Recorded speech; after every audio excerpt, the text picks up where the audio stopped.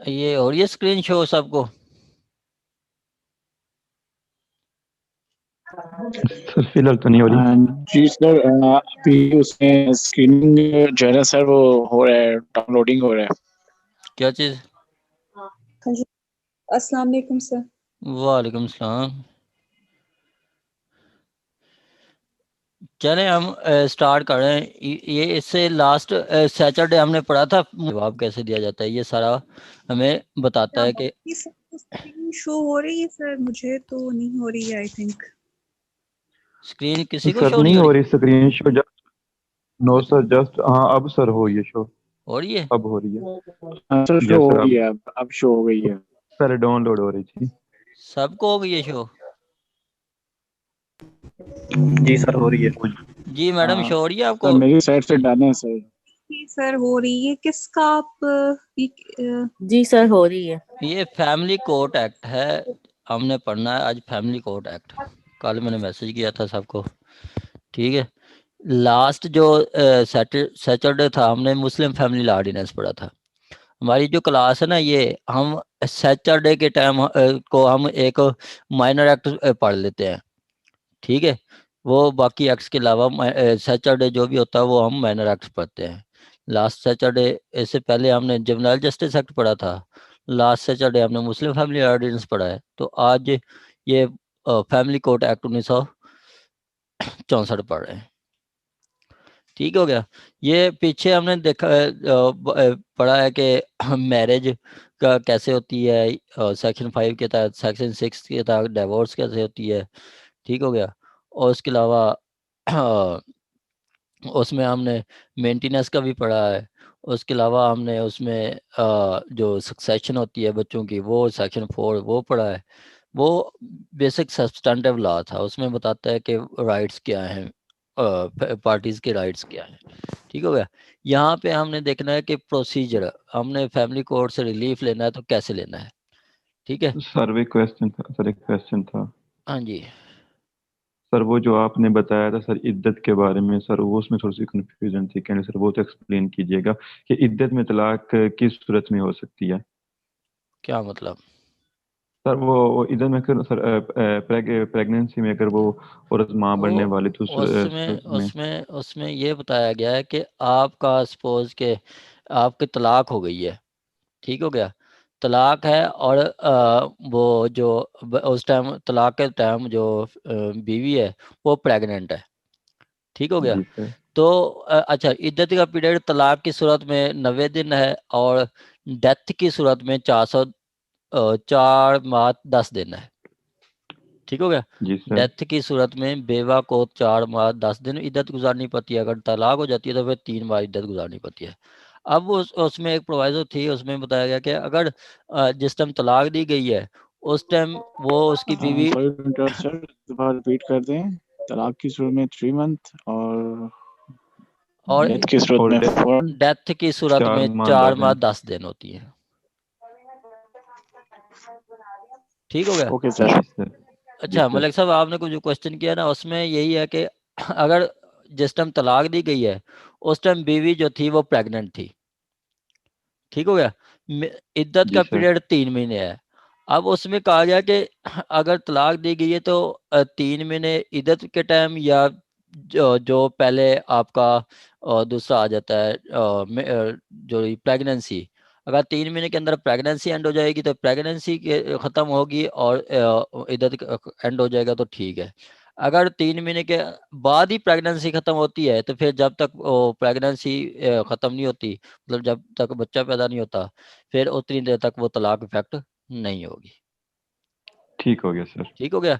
या पहले जी 3 जो ठीक। पहले खत्म हो जाएगा, सपोज के अभी अब बच्चा पैदा हुआ है लेकिन इद्दत को अभी 1.5 महीना हुआ है, तो जब तक इद्दत नहीं खत्म होगी, इद्दत खत्म होगी बच्चा ठीक है। पैदा नहीं हुआ, जब तक बच्चा पैदा नहीं हुआ, मतलब दोनों ये चीज़ें कंप्लीट होंगी तो फिर ही आपकी तलाक इफेक्ट होगी, ठीक ठीक हो गया सर, गॉट इट। ठीक हो गया। अच्छा, ऐसे जो ये जो फैमिली कोर्ट एक्ट है, फैमिली कोर्ट में हम 10 किस्म के दावे कर सकते हैं, ठीक है। ये सेक्शन 5 में बताया गया है, ये 10 किस्म के सर मेरा सवाल ये था, सेक्शन 8 के रिलेटेड है कि अगर जो डाइवोर्स का जो राइट है वो डेलीगेट कर दिया जाता है वाइफ को, तो उस वाइफ अगर एक डाइवोर्स दे देती है, उसके बाद मतलब एक तलाक प्रोनाउंस कर देती है उस डेलीगेटेड पावर के तहत, तो आगे फिर अगर हस्बैंड जो है वो रिवोक करना चाहता है तो उसके पास कोई पावर होती है या नहीं? फिर जब एक दफ़ा डेलीगेट कर दी तो फिर वाइफ के पास ही रहेगी। तलाक बीवी ने तलाक दिया तो रिवोक भी बीवी करेगी, हस्बैंड नहीं कर सकता।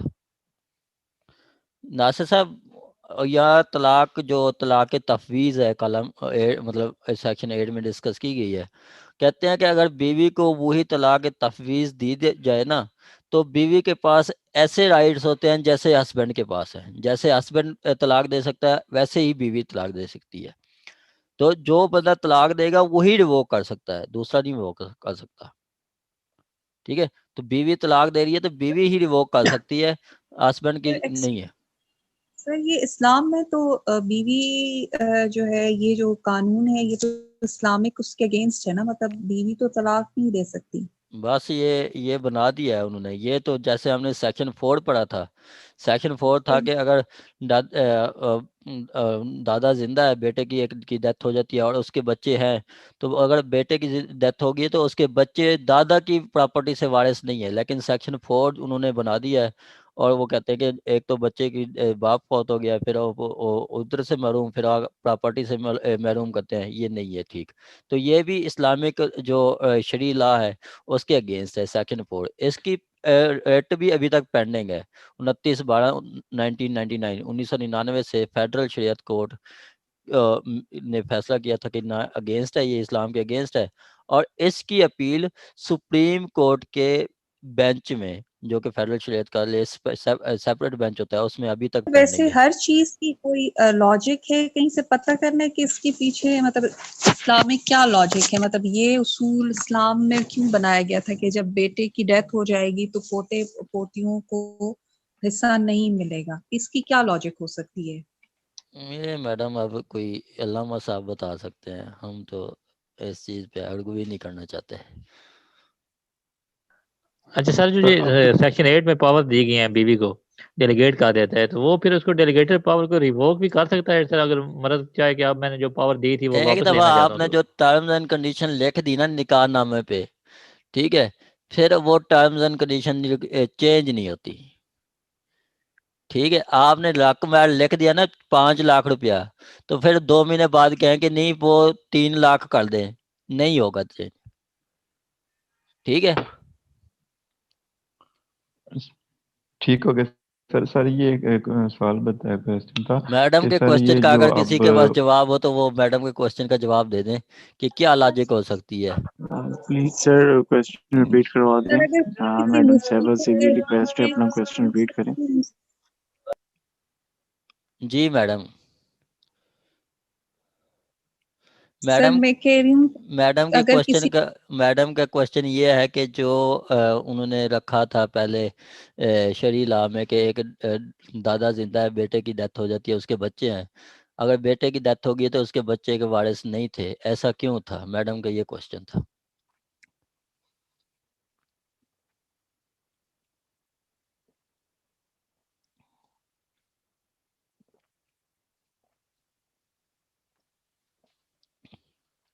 एनीवन?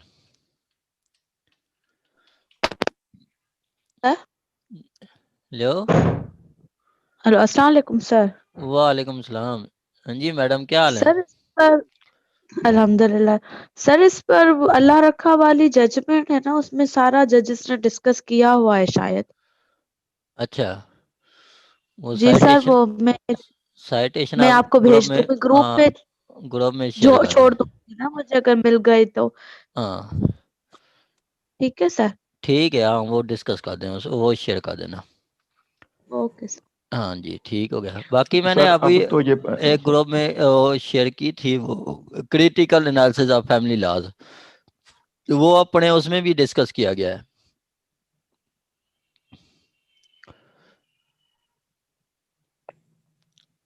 चलें, अब हम डिस्कस कर रहे हैं ये मुस्लिम फैमिली एक्ट को। इसमें जो दावे किए जाते हैं ना, वो 10 किस्म के दावे हैं। फर्स्ट ऑफ ऑल है कि आपका डेजोलेशन ऑफ मैरिज, दावा बीवी जो है डेजोलेशन ऑफ मैरिज का दावा दायर कर सकती है। दूसरा है डावर का, बीवी डावर का भी दावा कर सकती है। अब जिनका माइक ऑन है वो काइंडली माइक ऑफ कर दें। वकास भाई ये माइक तो अपना ऑफ कीजिएगा, वकास बुखारी। वकास भाई। अस्सलाम वालेकुम सर। वालेकुम सलाम। सर वो एक पार्टिसिपेंट कह रहे हैं मैडम रिहाना उन्हें ऐड कर लें। मैडम याना तो इधर कोई है ही नहीं, वो तो सर हैं, वो वेटिंग में है। मैडम वेटिंग में है। आपके सामने स्क्रीन शो हो रही है आपको? जी सर। इधर नजर आ रही है मैडम? नो सर, उनका उन्होंने मुझे मैसेज, कोई जी प्रॉब्लम है। वो पहले दोपहर 4 बजे भी मैसेज कर रही थी कि वो अटेंड नहीं हो रही, बाकी उन्होंने क्लास ली थी लेकिन वो अटेंड नहीं हो रही थी। उनको कहें कि ये जो जूम है वो अनइंस्टॉल करें और दोबारा इंस्टॉल करके फिर दोबारा ज्वाइन करें। लिंक दोबारा आप मैसेज कर दें, ठीक है जी? चलें ठीक है। हाँ जी, चलें जी।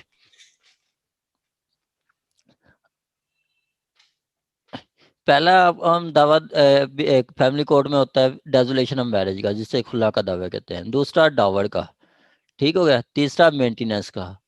चौथा है रेस्टिट्यूशन ऑफ कंजुगल राइट्स, जिसे हकूक के अदा जन्नो शोई कहा जाता है, ठीक है। और उसके बाद है कस्टडी ऑफ चिल्ड्रन, ठीक हो गया, जो गार्डियन एंड वार्ड एक्ट के तहत होती है। उसके बाद गार्डियनशिप है, गार्डियन भी मुकर्रर किया जा सकता है। उसके बाद आपका जैक्टिटेशन ऑफ मैरिज है, तकजीब निकाह से कहा जाता है कि अगर किसी के फोर्सबली जिसके साथ किसी मतलब निकाह कर लिया है, जैसे अगर आप देखते हैं कि निकाह अगवा की जब लड़की भाग जाती है अपने दोस्त के साथ, ठीक हो गया, बाद में वो पकड़ी जाती है तो वो फैमिली के पास आ जाती है, फैमिली वाले उसे फोर्स करते हैं तो वो कहती है कि मैं वो निकाह को नहीं मानती, हालांकि पहले उसने अपनी मर्जी से किया होता है निकाह, या सम टाइम ऐसा भी होता है कि मर्जी नहीं होती।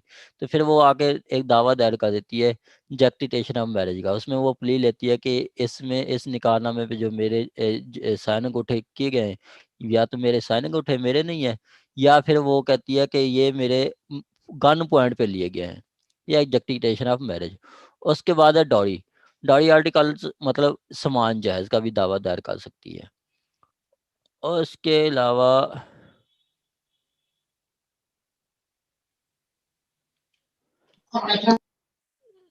ये है।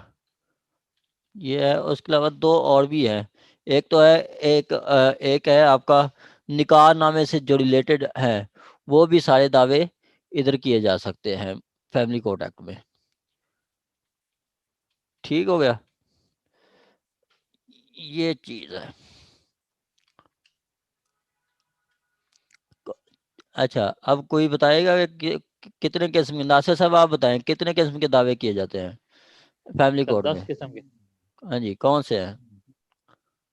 सर एक है suit for dissolution of marriage, एक suit for dower, suit for maintenance of suit for maintenance, आगे ऐसा suit for restriction of conjugal rights है, आगे कस्टडी ऑफ चिल्ड्रन है, गार्डियनशिप का एक है, एजुकेशन ऑफ मैरिज है, डॉवरी है। हाँ जी, पर्सनल प्रॉपर्टी रिलेटेड है। हाँ जी, वो पर्सनल प्रॉपर्टी से रिलेटेड है। और एक और भी है, वो है निकाह नामे से रिलेटेड कोई भी क्वेश्चन होता है तो वो भी आपने फैमिली कोड में करना है, ठीक हो गया। निकाह नामे से जो रिलेटेड केसेस हैं वो भी आपने इसमें करने हैं। जी मैडम रूहा साहबा, कितने किस्म के दावे किए जाते हैं फैमिली कोर्ट में? The family court has exclusive jurisdiction in the matters of the dissolution of marriage, whether it can be by khulla or by the dissolution of marriage according to Act 2000. And then the dower. On number 3, there is maintenance. On number 4, conjugal restitution of conjugal rights. On number 5, there is the custody of children. And then the guardianship, legal, natural, de facto, de jure, etc. And then there's the jactitation of marriage false marriage is related, and then the personal property or dowry, and then at the last there are nikah nama. And sir, according to schedule number 2, I think the few sections from the PPC are Yes. taken from that and are inserted in the family code act, like the shajja, khafifa, damga, जी amma, बिल्कुल any. बिल्कुल बिल्कुल सही कह रही हैं। वो मैं अमेंडेड शेयर करता हूँ। वो उसमें ये सारा कुछ है। आपने बिल्कुल सही कहा है कि उसमें 354 भी है, 337 है, 337A1 F1 इस तरह के हैं वो। Confinement, wrongful restraint, वो हाँ सब जी, भी शायद। हाँ जी, वो उसमें अगर मियाँ बीवी आपस में करते हैं तो वो भी आपका फैमिली कोर्ट में करेगा होगा। फैमिली कोर्ट के पास पावर्स हैं, वो फैमिली कोर्ट सेक्शन 20 के तहत कि फैमिली कोर्ट ही वो एज ए मजिस्ट्रेट उनका ट्रायल करेगी। ठीक हो गया ये है। किसके सेक्शन 20 पीपीसी के? जी जी पीपीसी के,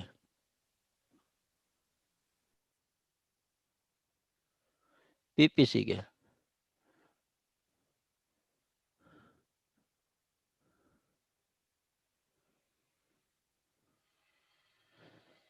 फैमिली कोर्ट एक्ट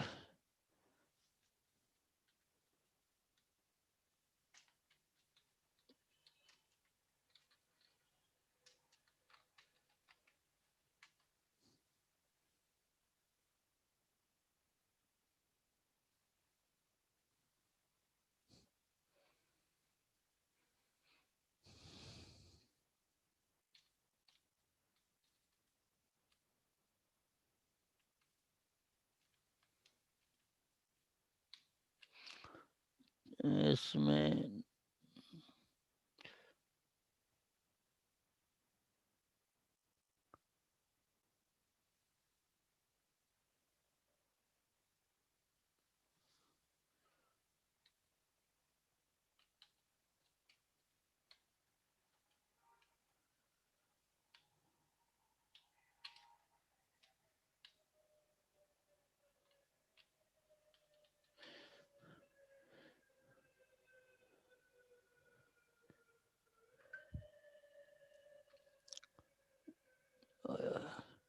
चलें अब हम स्टार्ट करते हैं इसको। जी अब स्क्रीन सब मेरे अगले सबको शो हो रही होगी। ठीक हो गया जी शो हो रही है। हाँ जी। चलें हमने वो देख लिया कि कितने किस्म के दावे हो सकते हैं। अब आगे हम इसका पढ़ते हैं प्रियम्बल। प्रियम्बल जो किसी भी एक्ट का जो प्रियम्बल बताता है वो 3 चीजें बताता है। SOP उसका scope, object and purpose. Scope, object and purpose किसी भी एक्ट का जो प्रियम्बल है वो हमें बताता है कि वो उसका एक्ट का स्कोप क्या है, ठीक है, उसका पर्पस क्या है और उसका ऑब्जेक्ट क्या है। ठीक हो गया। अच्छा मैंने पहले भी आपको बताया था जिन्होंने क्लास ली थी, ये कौन सी डेट होती है? कोई बताएगा कि ये डेट कौन सी होती है जो 18 जुलाई 1964 सर है? जिस दिन ये पब्लिश होता है गजट में, ऑफिशियल गजट में। हाँ जी ऑफिशियल गजट में वो सर जी पासिंग डेट। ठीक हो गया। ये वो डेट होती है जिस दिन आपका फैमिली कोड एक्ट 1964 मतलब ऑफिशियल गजट में पब्लिश किया जाता है। ठीक हो गया। और इसी में एक ये डेट है और उसके बाद ये नीचे एक और डेट आ जाती है, ये it shall come into force in such area and or areas such date and dates government may by notification official gazette in official specify in this behalf। मतलब अब जो वो डेट बताई गई है उस डेट को ये लागू हो गया था। जिस डेट को ऑफिशियल गजट में पब्लिश किया गया है उस डेट को वो लागू हो गया है। ये 1964 18 जुलाई 1964 को लागू हो गया था। अच्छा जो पहला सेक्शन होता है किसी भी एक्ट का उसमें 3 चीजें होती हैं, short title, extend and commencement. Short title में उसका नेम बताया जाता है, ठीक है, उसका शार्ट टाइटल जो उसका जो नेम है। उसके बाद एक्सटेंड ये मतलब एक्सटेंड कहाँ पे होगा, और कमेंसमेंट ये कमेंसमेंट उसकी मतलब कब कमेंस होगा। कमेंसमेंट मतलब स्टार्ट कब से होगा। कहता है दिस एक्ट में be called as Muslim the family court act 1964। अब ये देखें ये पहले जो था ये भी ये 121 पे बता रहे हैं 2। ये पहले जो था ये पूरे वेस्ट पाकिस्तान जो जिस दिन ये एक्ट बना था उस टाइम पाकिस्तान और बांग्लादेश ये जो एक साथ थे, जिसको कहते हैं कि वेस्ट पाकिस्तान से फैमिली कोर्ट एक्ट 1964 था। उसके बाद फिर उन्होंने थोड़ा नेम चेंज किया। अब 2 सेकंड में बता रहे कि it extend to whole of Pakistan. अब पंजाब की हद तक अमेंडमेंट आ चुकी है, वो अमेंडमेंट मैं साथ साथ बताता रहूँगा आपको। उसके बाद तीसरा हुआ कि वो जब जरा ऑफिशियल गजट में हुआ उस दिन पेश वो लागू हो गया। फोर्थ में बता रहा है कि nothing in this act shall apply to any suit or application under the guardian and ward act pending for trial or hearing in any court immediately before the coming into force of this act, and all such suits and applications shall be heard and disposed of as if this act was not in force। ठीक हो गया। वो कह रहे हैं कि family court act के तहत जो पहले प्रोसीडिंग पेंडिंग थी, एप्लीकेशन पेंडिंग थी, वो वैसे ही चलेंगी। ऐसे ही समझा जाएगा कि जैसे ये एक्ट अभी तक इन्फोर्स हुआ ही नहीं है, ना ही एक्ट ये बनाया गया है। 5 में कह रहा है कि any suit or application under this family guardian ward act which was pending for trial or hearing in any court immediately before coming into force of this act, इस act आने से पहले, and which has been dismissed solely on the ground that such suit or application is tried by family court established under this act shall not notwithstanding anything contained in contrary in any law on petition made in this behalf by any party to suit or application be tried or heard by such court from the stage at which such suit and application had been reached at the time of dismissal।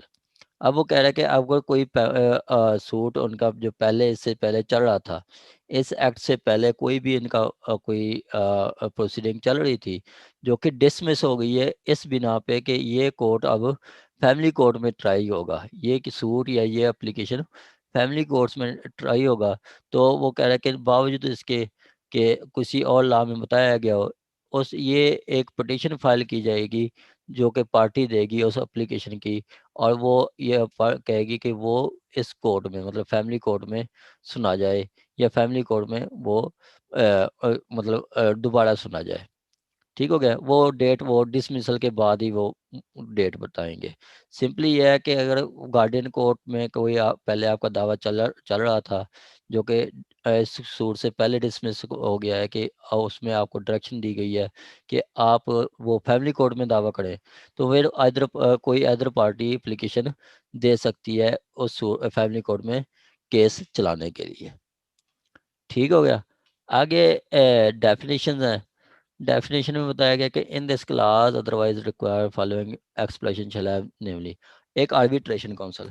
Arbitration council की कोई बताएगा definition क्या होती है? Arbitration council क्या होती है? नासिर साहब आप बताएं। सॉल्व करती है, बोर्ड होता है। आर्बिट्रेशन काउंसिल जो आपकी यूनियन काउंसिल होती है उसका मतलब एक चेयरमैन और 2 रिप्रेजेंटेटिव जो होते हैं ईच पार्टी, एक मतलब तो उस पे जो कंसिस्ट करती है 3 मेंबर्स की, उसको आर्बिट्रेशन काउंसिल कहती है। हाँ जी, जो कि कंसिलिएशन करवाती है पार्टीज के दरमियान फैमिली केसेस में। चले ठीक है। और कोई बताए? और ये चेयरमैन और रिप्रेजेंटेटिव ऑफ ईच पार्टी जो होता है वो तीन लोग जो होते हैं वो आर्बिट्रेशन काउंसिल है।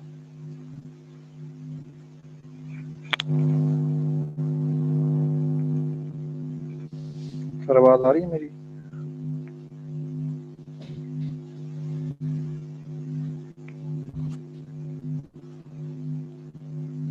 चले ठीक हो गया। आगे आपका फैमिली कोड फैमिली कोड वही कोड है जो इस एक्ट के तहत बनाई गई है, और पार्टी से मुराद वही party shall include any person whose presence in court is considered necessary for a proper decision of dispute and whom party family court add as a party to such dispute। ठीक हो गया। अब ये बता रही है कि पार्टी वो जो कि कोर्ट कंसीडर करती है कि प्रॉपर पार्टी हो सकती है जिसके उस बगैर डिसीजन नहीं दिया जा सकता, या वो पार्टी भी शामिल होगी जिसको बाद में ऐड किया जाता है। ठीक है, बाद में ऐड किया जाता है उस डिस्प्यूट में, उस दावे में। ठीक हो गया। प्रेस्क्राइब मींस रूल्स जो कि इस एक्ट के तहत बनाए जाएंगे। Word and expression use in this act but not here in defined shall have the meaning respectively as assigned to them in the code of civil procedure। अब कह रहा है कि वो अल्फाज या वो टर्म्स या वो डेफिनेशंस जो कि इस एक्ट में डिफाइन नहीं की गई, ठीक हो गया, इस एक्ट में डिफाइन नहीं की गई, तो वो यही से समझी जाएंगे जैसे वो सीपीसी में बताई गई है। जैसे कि अगर सपोज के पार्टी का इधर नहीं डिफाइन किया गया तो पार्टी वो सीपीसी में जो बताई गई थी वो होगी। अब इधर यहाँ पे उन्होंने ये नहीं बताया गया कि रिकॉग्नाइज एजेंट कौन है, जो कि आर्डर उधर 3 रूल 2 में बताया गया है, इधर रिकॉग्नाइज एजेंट नहीं बताया गया। तो ये सब वो अगर कोई लफ्ज रिकॉग्नाइज एजेंट का आ जाता है तो हमने वही सेंस लेनी है, वही मीनिंग लेनी है जो कि सीपीसी में है। ठीक हो गया, हमने वही लफ्ज जैसे रिव्यू है, रिवीजन है, अगर इधर नहीं बताई गई तो वो ऐसी सेंस में लिया जाएगा जो सीपीसी में है। ठीक हो गया, ये था उसकी इंटरप्रिटेशन क्लॉज। आगे आपकी है establishment of family courts। Government shall establish one or more family courts in each district and such place or places as it may deem necessary and appoint a judge for each of such court। ठीक हो गया, ये अब पुरानी बातें हैं जो कि अब हो चुकी हैं। वो जो जैसे एक्ट बना था 1964 में, उसमें हम कहा गया था कि गवर्नमेंट जो है जिस एक डिस्ट्रिक्ट में एक से ज़्यादा अदालतें बना सकती है, सेटअप बना सकती है जितनी वो उसको मुनासिब लगेगी, और उनकी जजेस की अपॉइंटमेंट भी करेगी।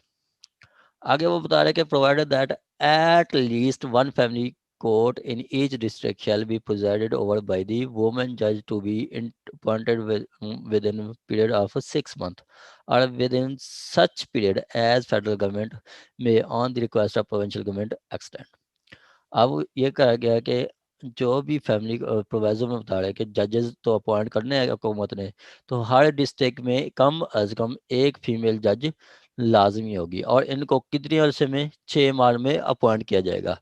ठीक हो गया, साथ एक और भी बात की है कि अगर फेडरल गवर्नमेंट चाहे तो प्रोविंशियल गवर्नमेंट को टाइम एक्सटेंड भी कर सकती है। मतलब जैसे बताया गया कि 6 माह में आपने जजेस अपॉइंट करने हैं, 6 माह में नहीं कर सकते तो फेडरल गवर्नमेंट कहेगी कि चलें जी आप 8 महीने में कर लें, 9 महीने में कर लें।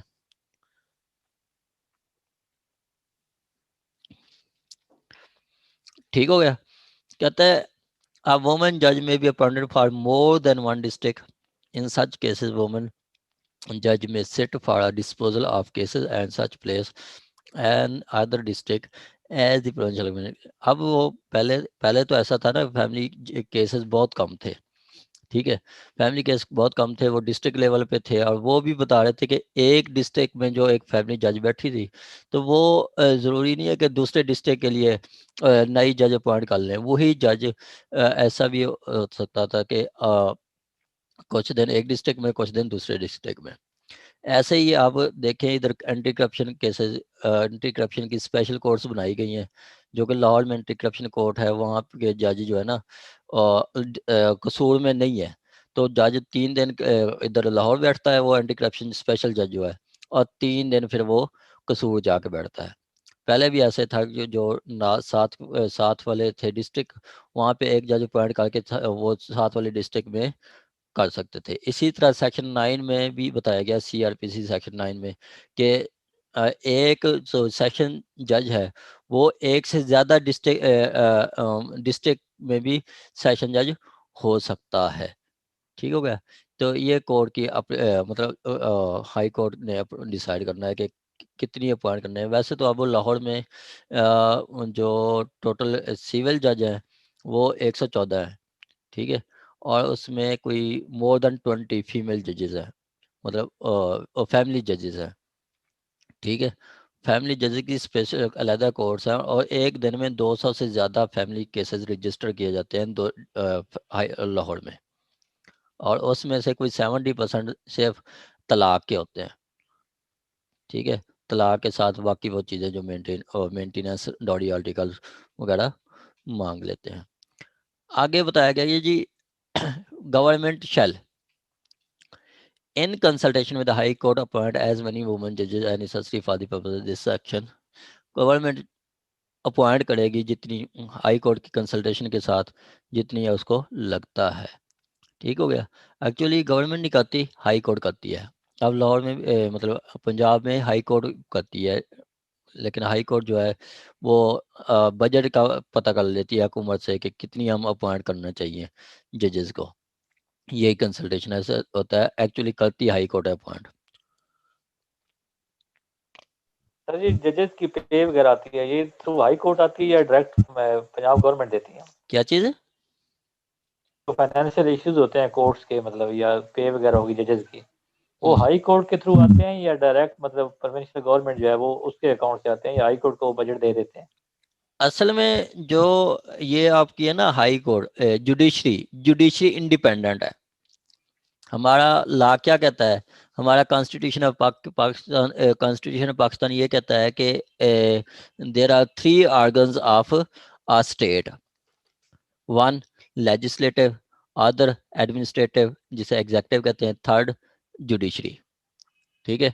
Legislative to make the law, administrative to implement the law, और judiciary to interpret the law. Judiciary interpret करती है। अब ये अलहदा है, ठीक है, इनका अलहदा बजट होता है, जुडिशरी का अलहदा बजट होता है, और ये हाई कोर्ट ही पे करती है, ठीक है। ये अलहदा ही है सब कुछ, ठीक हो गया।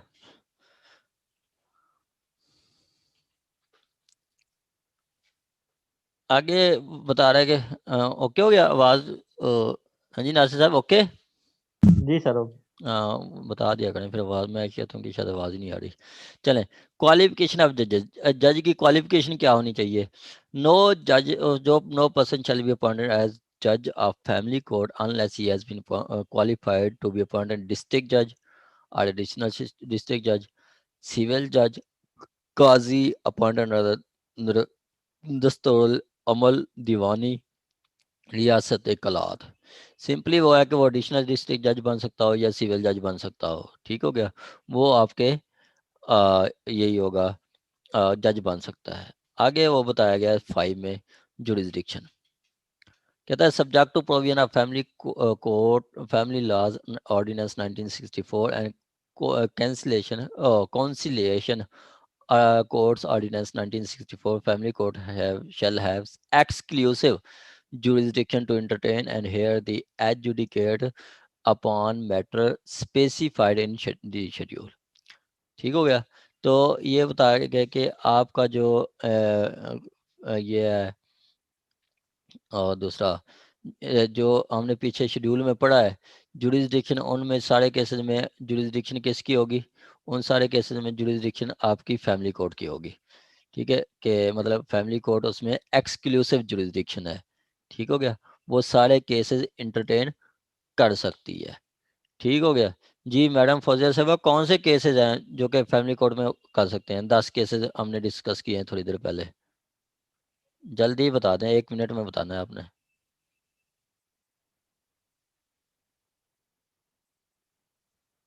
Madam Fauzia Fayaz,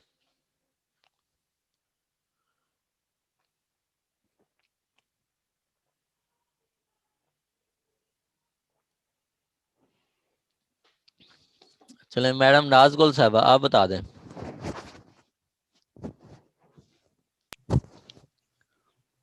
ji sir, dissolution of marriage, dissolution of marriage on basis of khula, Dawar का मेंटेनेंस और गार्डियनशिप, कॉन्जुगल राइट्स हैं,